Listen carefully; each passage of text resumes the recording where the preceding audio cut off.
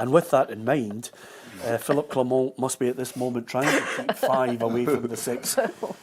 Because, quite simply, I looked at the game against Dundee United and I thought if he loses this, the game's a bogey. Now Patrick Stewart is going to come in after the cup final. And there seems to be a suggestion that, quite simply, he will be in charge all the way through, regardless of what happens, all the way through to that game against Celtic. So, Philippe Clement, the respite is Europe for him. But there's 6 games before they hit Celtic.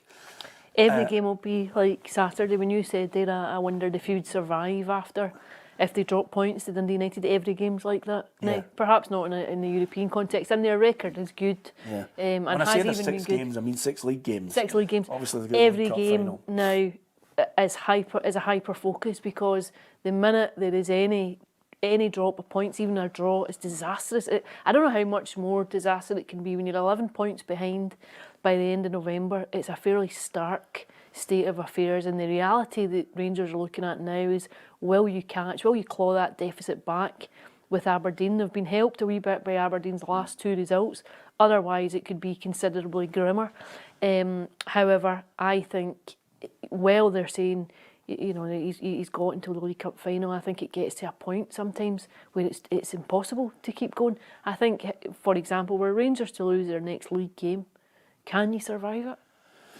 Well, it depends on whether they have seats at Ibrox and all that. When you have there's that, empty seats right now, but it depends on what the strategy is long term. But there's other elements. There's other moving parts here. There's other moving parts here. One of them with the Belgian FA meeting to discuss the recent But you can only take him at his word, Andrew, and he really distanced himself from that. I'm not saying it won't happen, but he distanced himself from the Belgian manager's job, even although one of his friends is now in there that he worked with. So he kind of really kicked that into touch last week at a press conference, and I thought, well, what did he say exactly? What were his words? Well, how could you extract the real meaning from his words? To say anything in football as emphatic as a nonsense. But quite simply, I think from his point of view, he was basically saying, you know, my focus is on Rangers, which is fine, we can dismantle that. Yes. My focus is on winning games, and I'm not going to be talking about or interested in so many words, in the Belgian manager job, so stop asking me about it. No, well, that was the same kind of thing that Postecoglou would say every other week, wasn't it? Yeah. Listen, leading up to the Spurs thing. That might have been one of my favourite press conferences, was the press conference before the Scottish Cup final, when Andrew says, I can credit you with walking and chewing gum at the same time. Like, you've got the emotional intelligence to be able to focus on one game while discussing others, and it drew a very sour, snippy response. But I think it goes on all the time. I think you see it all the time where you have. What's your focus? Your focus isn't the only job you've got. And the other thing is it would be such a timely out for everyone. But there seems to be a real fixation and a real obsession with Steven Gerrard coming back. I mean, I noticed that a couple of ex-Rangers players said the only real option is Derek McInnes. You know, but I mean, on many an occasion, whether it be in radio or in television, you would look and you say, you don't start talking about a manager's job when he's in it, but the whole thing's moved on now. Quite simply, we're looking at the evidence of what we're seeing. The amount of Rangers fans I've been speaking to, apathy is, you know, abounding over every one of them on this. It's really difficult for Rangers because they've set up strategy. And they've always been criticised, you don't have a strategy, right? So they've come up with a strategy. And the strategy is to change the whole football department and to change the player trading model, to change players coming through, all simple sentences but huge concepts. And they've accepted, intellectually, this is going to take time. This is what they call a rebuild. And if you say a rebuild, what you're going to be, you're going to say, realistic, you're going to be far behind Celtic, you're going to be hoping to win the odd cup. It might happen quicker than you think, but you're going to be second best. And you're going to be second best, given the golf, for a bit of time. That's our strategy, right? And that's probably a sensible strategy. You know, it probably is the only way forward, because they can't go down strategy A, which is, let's have lots of money and throw it at the wall. and for various reasons, they just can't do that now under UEFA rules. So it's a sensible strategy.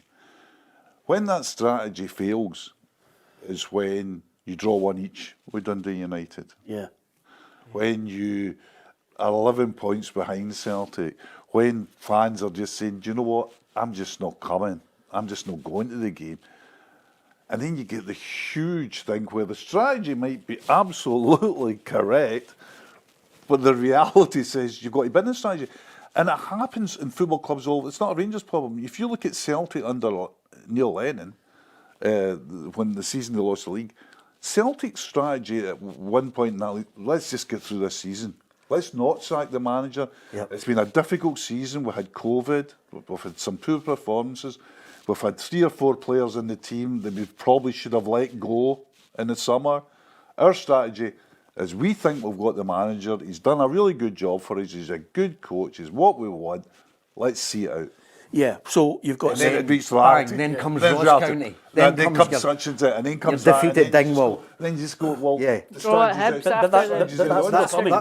That's No, what- that's what I'm This saying. is That's coming where St Clement Johnstone, is. St Johnstone, Kilmarnock and Ross County before they hit Tottenham and before they hit the League Cup final. Now, I think all 3 of those games, the Rangers fans should be thinking, that's 9 points. It's got to be 9 points. It's got to St be Johnstone's 9 in points. Perth, I isn't think- it? I St think the Johnstone's at Rangers- McDiarmid Park. But I think the Rangers fans have changed what they're talking about now. I don't think any Rangers fan, there might be some who obviously have, absolute ardent Rangers fans, but I think the more sensible ones are looking and thinking, can we catch Aberdeen?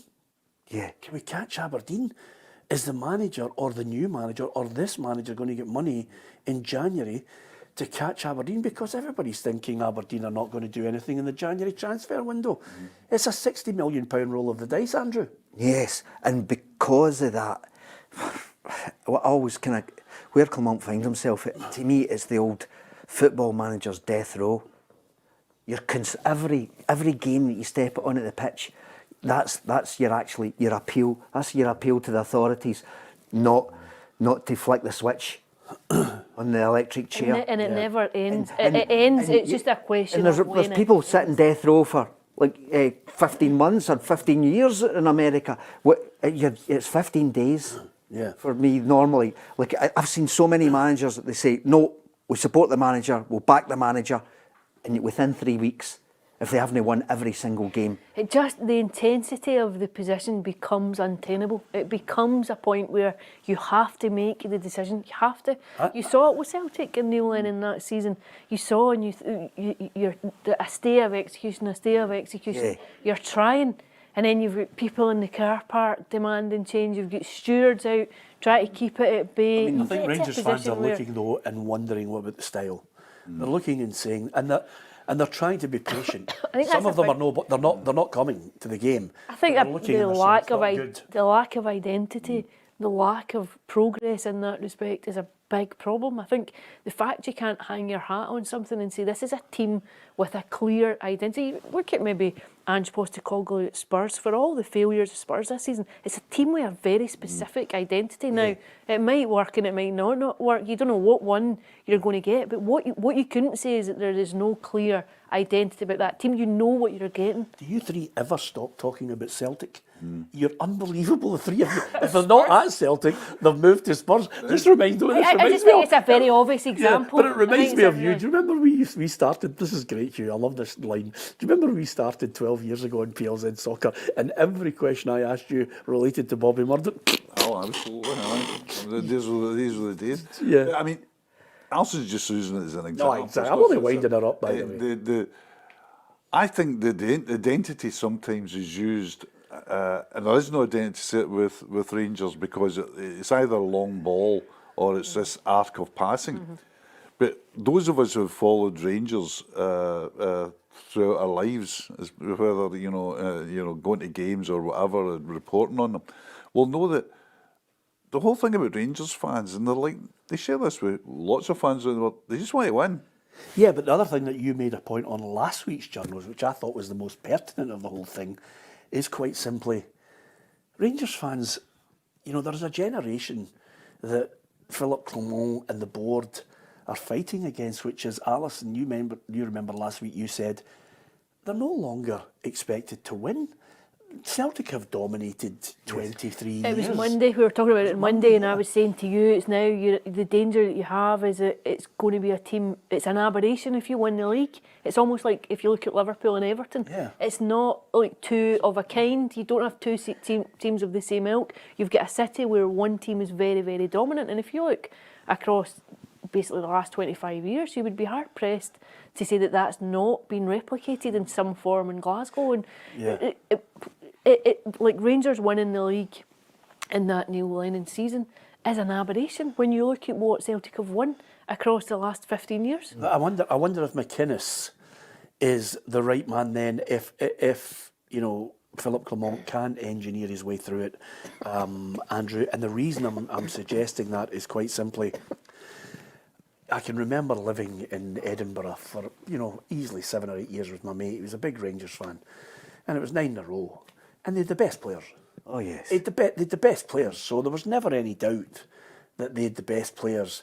And Celtic weren't even their competitors. Celtic were sometimes fifth. It was Aberdeen who were their main challengers. It was. And For now, the first 6 of the 9, yeah. yeah, so now you're in a situation where you're saying to yourself, they are going to, the biggest decision for me is Patrick Stewart, then the chairman. How do you bridge that gap? How do you change the mindset? That's why I think Alex McLeish was such a good manager for them, because the budget was halved and he still managed to win a title, and he still managed to beat Martin More than O'Neill's one, side. two titles. You know? In terms of the times he was up against O'Neill, then he actually had the better of it, if you really want to think about it, because he had no chance of winning that title when he arrived. I think there were 13 points behind or whatever. Yeah. But when you ask Alex McLeish about that, he said, yeah, I need to thank Dick for leaving me all these world-class players. He doesn't try to build his own part up. No. He actually says the players were there. It's not about changing the manager. It's what players do you have? And there's this collection of players at Rangers, and you think, they're so not the players they should be signing. They might be okay in a different environment, but sometimes you need a bit of blood and snorters, and that sounds very kind of basic dinosaur of me. But why? That's the one thing that McInnes could maybe do. He could come in and say, there's a couple of guys in Scotland, you know, that'll really give us a wee bit of dig, which we desperately lack. Proper's not a centre-back that'll ever prosper. Proper will never prosper, like in Scotland. He's just not that kind of guy. Diamandi, it's all like he wants it. He wants it to be a different style of football than the football he plays. I'm not saying any of these guys are necessarily terrible players, but we see it in a lot of clubs. They'll probably succeed elsewhere, but they don't look like Rangers Look at what players. Malik Tillman's doing just now. Like the kind of season that's going on. You know, Lammers. I mean, Lammers. Yeah, Can I like, just say something though? There must be some Rangers fans actually in a darkened room thinking, what's going on? £1 million for Lewis Ferguson. I know. I mean, honestly, if ever a guy was a shoe-in for Rangers, And he fills that Andrew. That's exactly the kind of player that they need to. you know, and I think. But to be fair, we spoke about that even when he was at Aberdeen. I remember a way show. Before, I remember way being on a before. show when Aberdeen were playing Celtic at Christmas and New Year, and Celtic won just 1-0, and Celtic were absolutely dominant. And Barry had asked me, he says, how did the nephew did? And I said, he got about 4 kicks of the ball. And he went, aye. I said, and he was brilliant. And he says, so what do you mean? I said, he ran, he closed down, everything. He never stopped, he just did shuttle. Honestly, the amount of touches he would have had in that game were minimal, because Celtic were pressed. It was one of those siege things at Celtic Park. And you saw there, God, you would take him in your team. He's gone on even better, technically. Do you think he'll last to the cup final? I think he will, yeah. And I think one of the reasons he will is that I think they've actually factored in getting beat by Spurs and getting beat by Celtic in the cup final. I think they've factored that into their thinking. And the reason I think that is that there was a story in the Herald this week where there was a quote where it said senior sources at Ibrox have said that the chief executive could start now or could start with things, but they're going to keep him till after the. Do you know he starts on the 16th? The day after the cup final. Do you know what I thought? I thought How good would that look? And he gets people on side right away and you say, have an authority. I've we come have in to with get a new immediate- manager. Immediate Or authority. have to get a new or they manager. win, which is not inconceivable because they can win. Oh yeah, they can win. And Of then he course goes, they can well, win. I'm now in, and this is the Yeah, first step. but- But people say they can't win. It's of course they can win. And I have, in recent years, when we're talking New Zealand, the League Cup final, the Julian League Cup final. Yeah, Offside absolutely. goal as well. Celtic won with an offside goal after missed penalties, Unbelievable. 10 men down to 10 men, blah de blah de blah. It's football. They can win that. But he's got 2 ways to go on the Yeah, yeah. 16th. He can either be pictured with a trophy or he can be pictured waving a P45 for his manager. Yeah, do you know the thing I remember about that, Ali? I remember that final because I was on the way to America on a plane. And one of our reporters obviously was at the game, and I just kept texting her saying, what is happening?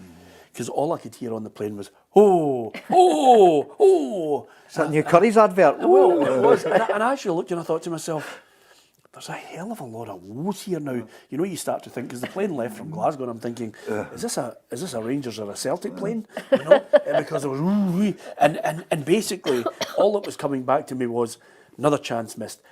Foster saves again. Rangers another chance. They're absolutely battering Celtic, and then basically Julian scores and the plane goes nuts. And I'm thinking to myself, okay, who sold all the tickets here? By the way, this is a Celtic away match, and they were all cheering. But I always think to myself, it was an absolute doing that Steve. That for me was a significant one from Gerrard. It was a significant one, but I don't know. I think they genuinely now are hoping someone can come in and understand what's needed, in a sense of where they go. The immediate thing for me, for anybody who comes in, or indeed, if we look at Clement and he somehow is given a stay of execution, is how to steady the ship and how to reel Aberdeen in quickly before it gets too far into January. Whether that happens or not, only time will tell.